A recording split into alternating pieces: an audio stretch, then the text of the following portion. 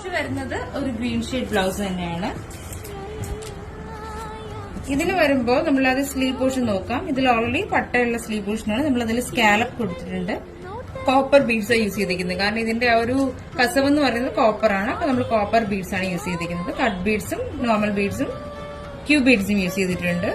ആ ഒരു ഹൈലൈറ്റ് തന്നെ മാച്ചിങ് ആയിട്ടുള്ള രീതിയിലുള്ള ബീഡ്സ് വർക്കാണ്.